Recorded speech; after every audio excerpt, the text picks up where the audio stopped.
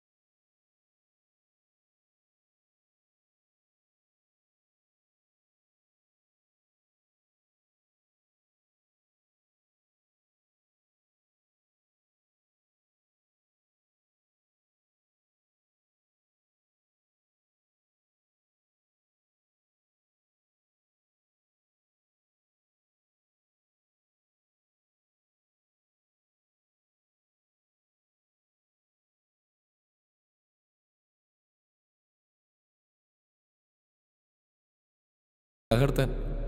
അതെന്തിനാ? അവൾ പഠിക്കുകയല്ലേ? ആണ്. അവൾക്കൊരു സിസ്റ്റർ ഉണ്ടായിരുന്നു. ബാംഗ്ലൂരിൽ നിന്ന് MBBS പഠിക്കുകയായിരുന്നു. ഇപ്പം കാസ്റ്റൊക്കെ മാറി കല്യാണം കഴിഞ്ഞു. അതറിഞ്ഞ് ഷോക്കായി ഇപ്പം. അങ്ങനെ ഓക്കെ ആയെന്ന് പറയുന്നു.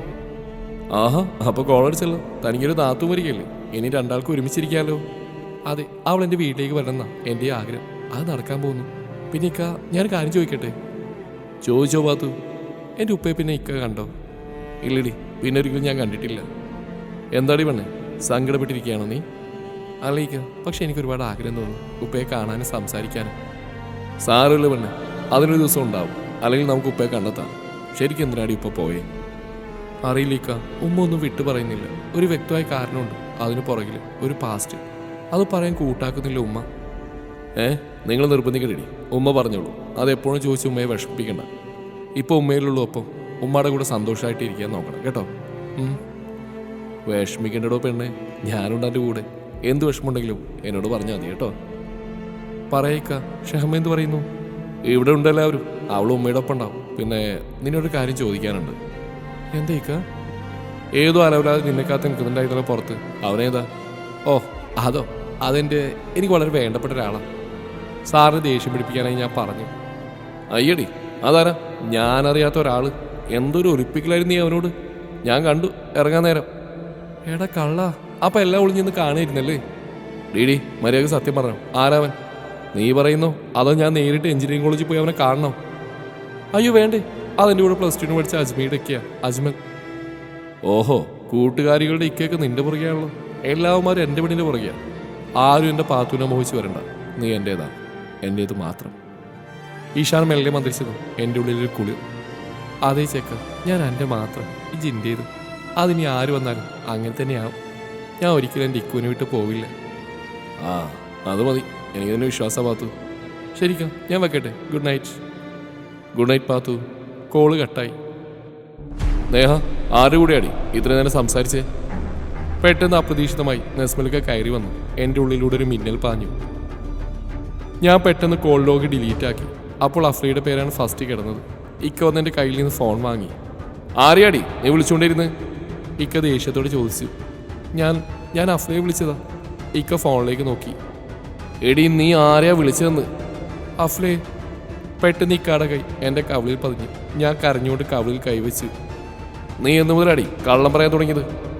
ഇന്ന് തുടങ്ങിയല്ലേ ഇത്? കുറച്ച് ദിവസമായിട്ട് ഞാൻ നിന്നെ ശ്രദ്ധിക്കുക. ഇത് നീ ചോദിച്ചു വാങ്ങിയതാ.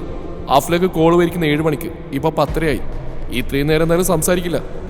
നീ എന്നെ കണ്ടപ്പോൾ വേഗം ഡിലീറ്റ് ആക്കി അല്ലേടി? ഇക്കാടെ സ്വരയിരുന്നു. പേടിച്ചിട്ട് എൻ്റെ കൈകാലം വറക്കാൻ തുടങ്ങി. ഉമ്മ കയറി വന്നു. എന്തിനാടാ നീ അവളെ അടിച്ചത്? ഉമ്മ ചോദിച്ചു. ഉമ്മാടെ പുന്നാരമോള് കള്ളം പറയാൻ തുടങ്ങി. നല്ല ശീലമല്ലേ മുഖത്ത് നോക്കി കള്ളം പറയുന്നത്? നീ വിളിച്ചതൊക്കെ ആരെയാണെങ്കിലും അതിന് നിന്നെ തല്ലിലായിരുന്നു. പക്ഷെ നീ ഇന്ന് എന്നെ കൊണ്ട് അത് ചെയ്യിച്ചു. ഞാൻ മിണ്ടാതെ തലവിനിച്ചിരുന്നു. നിന്റെ വായിലെന്താടി പഴയിരിക്കുന്നു? ആരെയാണ് നീ വിളിച്ച്? മര്യാദക്ക് പറഞ്ഞു. ഡിലീറ്റ് ചെയ്യണമെങ്കിൽ നല്ലൊരു ഉദ്ദേശമുള്ള നിനക്ക്. ഞാൻ ഈശാൻ സാറിനെ. ഓഹോ, അവനെയോ? ഈ രാത്രി അവനെ വിളിക്കാൻ മാത്രം എന്താടി കാര്യം?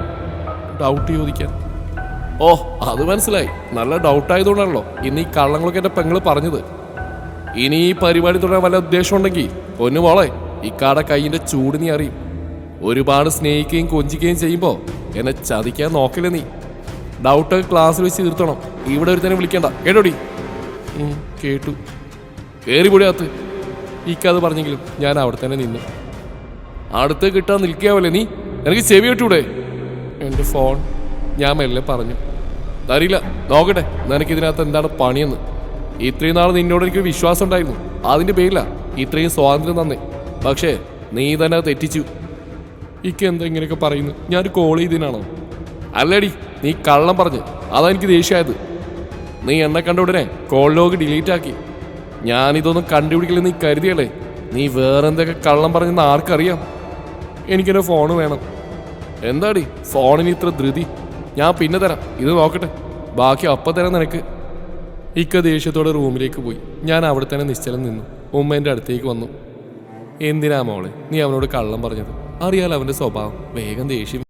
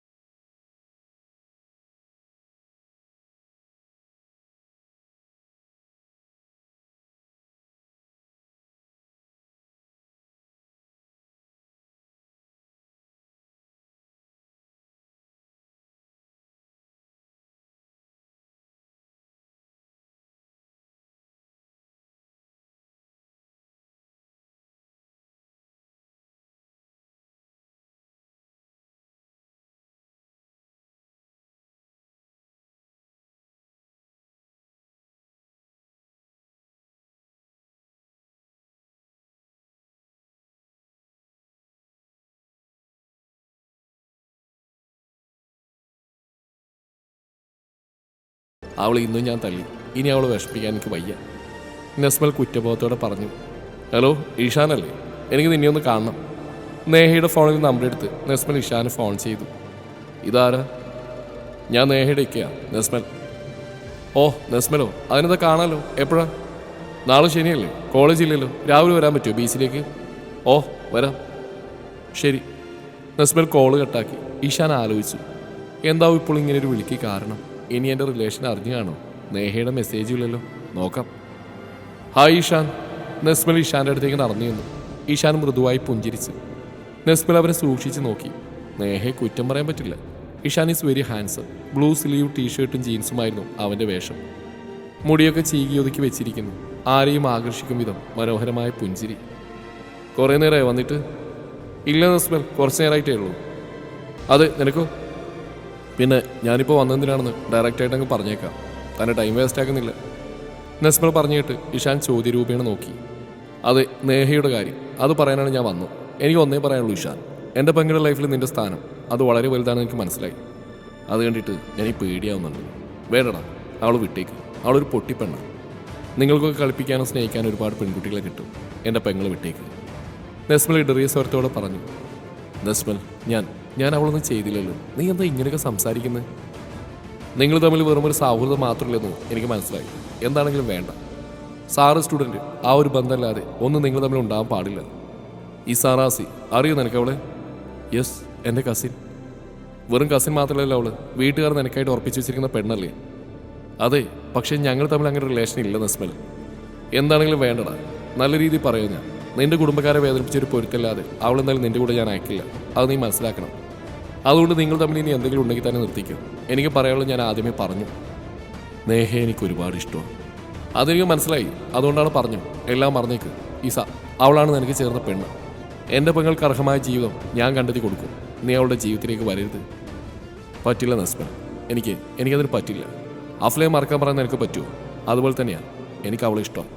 അത് ആരുടെ മുമ്പിൽ തുറന്നു പറയും ഞാൻ. അതിനെനിക്കൊരു മടിയില്ല. അവൾ എൻ്റെ പെണ്ണാണ്. ഇഷാൻ തുറന്നടിച്ച് പറഞ്ഞു. നസ്മയുടെ കണ്ണിൽ തീ ആളിക്കത്തി. അവൻ ഇഷാന്റെ ഷർട്ടിൽ കയറി പിടിച്ചു. ഇപ്പൊ മനസ്സിലായി, ഇത്രയും ദിവസം അവൾ എന്നോട് കള്ളം പറയായിരുന്നു. അവൾ എന്നോടൊരു വാക്ക് പറഞ്ഞില്ലല്ലോ. നല്ല രീതിയിൽ ഞാൻ നിന്നോട് പറഞ്ഞു വേണ്ട എന്ന്. ഇനി നീ അവളുടെ പുറകെ നടക്കരുത് ഇഷാൻ. അതെനിക്ക് ഇഷ്ടമല്ല. അത് നീയല്ല, അവൾ പറയട്ടെ, അപ്പം ഞാൻ നിർത്താം. നിന്റെ ഇഷ്ടമല്ല എനിക്ക്, എൻ്റെ പെണ്ണിൻ്റെ ഇഷ്ടം മതി. ഇഷാനും വിട്ടുകൊടുത്തില്ല. എന്നാൽ ഞാനൊരു കാര്യം പറയാം. നീയായിട്ട് ഇത് നിർത്തിയില്ലെങ്കിൽ അവളെ തുടർന്ന് പഠിപ്പിക്കുന്ന കാര്യം ഞാൻ ആലോചിക്കും. ഞാൻ അവളെ കോളേജിലേക്ക് അയക്കില്ല, തീർച്ച. എൻ്റെ വാക്കിന് മാറ്റമില്ല ഇഷാൻ. നീ ഇങ്ങനെ സ്വാർത്ഥനാവാതെ നസ്മൽ. അവളെ ഞാൻ പൊന്നുപോലെ നോക്കിക്കോളാം. എൻ്റെ ജീവൻ തുല്യം ഞാൻ അവളെ സ്നേഹിക്കുന്നുണ്ട്. വേണ്ട, എനിക്ക് കേൾക്കണ്ട. ഈസ, അവളാണ് നിന്റെ പെണ്ണ്. എൻ്റെ പെങ്ങൾ അതിലേക്ക് വലിച്ചിഴക്കരുത്. അവളെ ശത്രുക്കളുടെ ഇടയിലേക്ക് വിട്ടതല്ലേ ഞാൻ. ഇനി നീ എന്നെ തോൽപ്പിക്കാനാണ് ഭാവമെങ്കിൽ അവളുടെ പഠിപ്പ് നിൽക്കും. അവളെ ഞാൻ വേറെ ആരുടെ കൂടെയെങ്കിലും പറഞ്ഞേക്കും. ഇതെൻ്റെ വാക്കാ. നസ്മൽ, ഇഷാൻ അറിയാതെ വിളിച്ചുപോയി. എന്താടാ നിന്റെ നാക്കിറങ്ങിയോ? നീ കാരണം അവളുടെ ഭാവി നശിക്കണമെന്നാണ് നിന്റെ ആഗ്രഹമെങ്കിൽ നടക്കട്ടെ. വേണ്ട, ഞാൻ കാരണം അവളുടെ ഭാവി നശിക്കണ്ട. പറ, ഞാൻ എന്തു വേണം? എനിക്ക് അവളുടെ സന്തോഷവും ജീവിതമാണ് വലുത്. പാതി മനസ്സോട് ഇഷാൻ പറഞ്ഞു. നീ പറയണം നിനക്ക് അവളെ ഇഷ്ടമല്ലെന്ന്.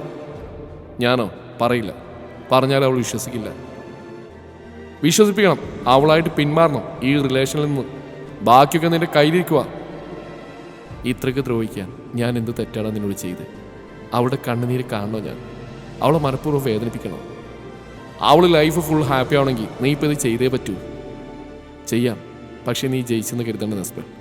ഞങ്ങളുടെ പ്രണയം സത്യമാണെങ്കിൽ നിന്റെ ഈ ബുദ്ധി ജയിക്കാൻ പോകുന്നില്ല. അത് നീ എന്നെ പഠിപ്പിക്കണ്ട. പറഞ്ഞ പോലെ ചെയ്താൽ മതി. നിനക്ക് തീരുമാനിക്കാം എന്ത് വേണമെന്ന്.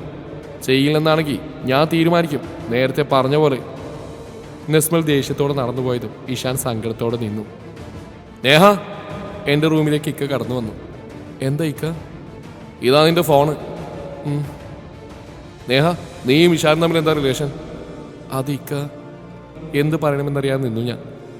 പറയാൻ പറ്റില്ല അല്ലേ? എനിക്ക് ഏകദേശമൊക്കെ മനസ്സിലായി. ഇത് നീ കണ്ടോ?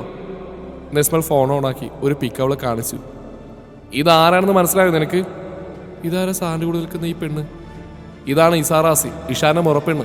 ഇവർ തമ്മിലുള്ള ബന്ധം വീട്ടുകാരെ ഏകദേശം ഉറപ്പിച്ചു വെച്ചിരിക്കുക. അത് നീ അറിഞ്ഞോ? അറിയാം, പക്ഷെ അവർ തമ്മിൽ അങ്ങനെ റിലേഷൻ ഇല്ല. സാറിന് അവളെ വലിയ ഇഷ്ടമല്ല. നോക്ക് നേഹ, അത് നീ പറയുന്നല്ലേ. നിന്നോട് ആരാ ഇത് പറഞ്ഞ്? സാറ്. അത് കണ്ണടച്ച് വിശ്വസിച്ചു അല്ലേ? നിനക്ക് എന്താ ഉറപ്പതില്? അതിക്ക സാറിന് എനിക്ക് വിശ്വാസമാണ്. സാറ് കള്ളം പറയില്ല. അതേപോലെയല്ലേ നീ ആ ഷാഹിനെയും കണ്ടത്? എന്നിട്ട് അവസാനം എന്തായി? നീ ഷാനോട് ചോദിച്ചോ വീട്ടുകാർ നിങ്ങളുടെ ബന്ധം തീർത്താലും അവൻ നിന്റെ കൂടെ കൂട്ടുമെന്ന്? ഇല്ല. പിന്നെ നീ എന്ത് നീ അവൻ്റെ പുറകെ പോയത്? എനിക്ക് മനസ്സിലാവുന്നില്ല. ഒന്ന് ഞാൻ പറയാം, ഇഷാനെ കണ്ണടച്ച് വിശ്വസിക്കരുത്. ചാടിക്കയറി പ്രണയത്തിലും വീഴരുത്. ബാക്കിയൊക്കെ നിന്റെ ഇഷ്ടം. നസ്മൽ മുറിക്ക് പുറത്തേക്ക് പോയതും നേഹ പകച്ചിരുന്നു. ഇക്ക ഇപ്പോൾ എല്ലാം